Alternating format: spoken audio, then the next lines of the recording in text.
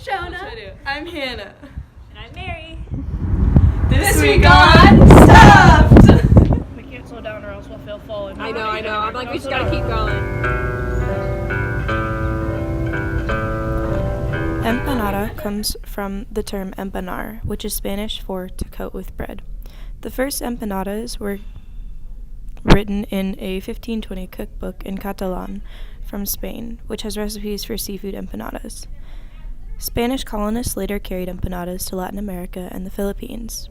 Empanadas can be filled with seafood, meat, cheese, veggies, and fruit, although the sweet ones tend to be served only on special occasions, filled with guavas, cream cheese, apples, pumpkins, a lot of other sweet things. They're usually served as part of a tapas meal as snacks and appetizers and with dipping sauce.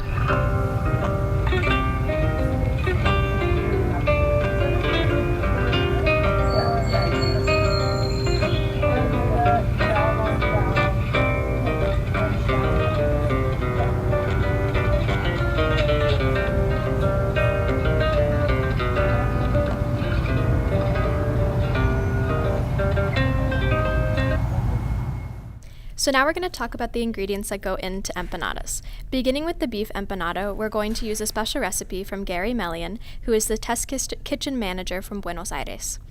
So some of the ingredients that go into the beef empanada are obviously ground beef, onions, red bell peppers, salt and pepper, and also some other seasonings including ground cumin, sweet paprika, dried oregano, and cayenne pepper.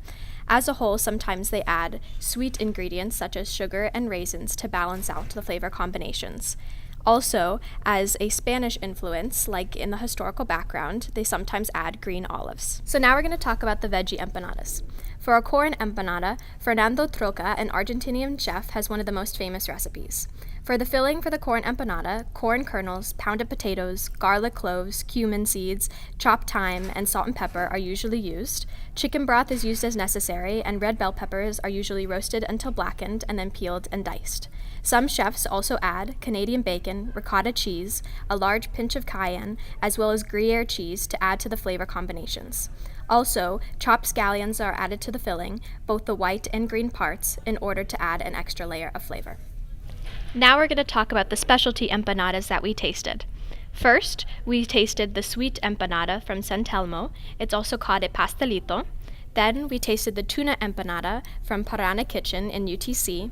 And lastly, we tasted the lamb empanada from Empanada Kitchen, which had some English and Irish flavors. That was really delicious. Yeah, this one, the beef is more like, it's less other flavors. It's definitely more beefy. It's more like of a beefy flavor. This one had more like, yeah, like you said, like the veggie flavor. Yeah. They're both pretty like squishy though. The pastry on that one is a little bit thicker, I feel. Yeah. This one has a stamp. Oh wow, yeah. This is a totally different flavor. Like this one was almost like, there's almost a sweetness to it. This one was like full on savory, and this is like more spicy. Here. Reminds me of ravioli. Yeah. Yeah. But it's like a fresher, it tastes very fresh, even though it's like cheese and pastry. Yeah, this one definitely has a stronger flavor compared to the spinach one. Like you can Yeah, the taste spinach this was is, like, very really like light and mild, but this one is like very creamy. That one's so good. It's really good. Might have been my favorite so far. This place puts more spices into everything, I feel like. Sort of. And also this one has whole pieces of corn, whereas this one was just like a puree almost. I feel like the other pastries, like these two, the actual pastry has more flavor than this one. Well, Yeah, it's definitely a stronger flavor than that other spinach one. Like That's the that on that. one. This that's one not is really compared tuna. too much because Honestly, least excited about this one. yeah, me too. Oh, it's a color. You know what? All of them, like the corn, are not gonna have the same.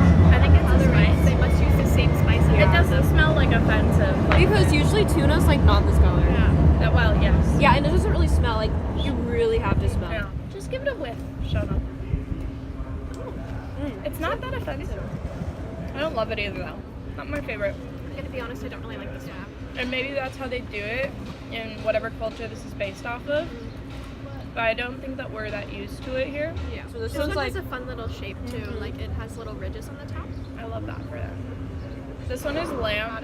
Like this is giving the Irish vibe. Shona's going back to her roots. Yeah, Shona's like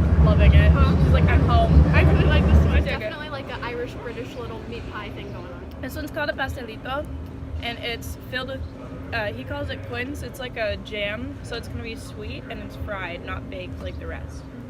And it's got a covering of sugar as well. Crunchy. And it's like buttery, but it's not greasy. Yeah. Oh, it's so good. This one's so good. Thoughts? They were really good. I have to say, I think the sweet one is my favorite. The sweet I one. really like the sweet one. I really like this beef one. I loved the corn one. The corn one from Loki might get another, Yeah. just for later. So if we've learned anything today, it's that Hannah likes corn and Shona likes lamb. And the spicy beef is good. That doesn't know. Yeah, and we're Not our we're favorite. not. Nothing against the culture though. Yeah. You heard that, Dr. Milani? And the sweet one is reigns supreme. Oh yeah. They should make more sweet empanadas. Yeah. Can we please just put Nutella in an empanada? Hello? After tasting all the different empanadas at the 3 different restaurants, we decided that our favorite empanada place was Empanada Kitchen. Bye. Thank you for eating with us. Yes. This is my favorite thing. Oh my gosh. We need to do this all the time.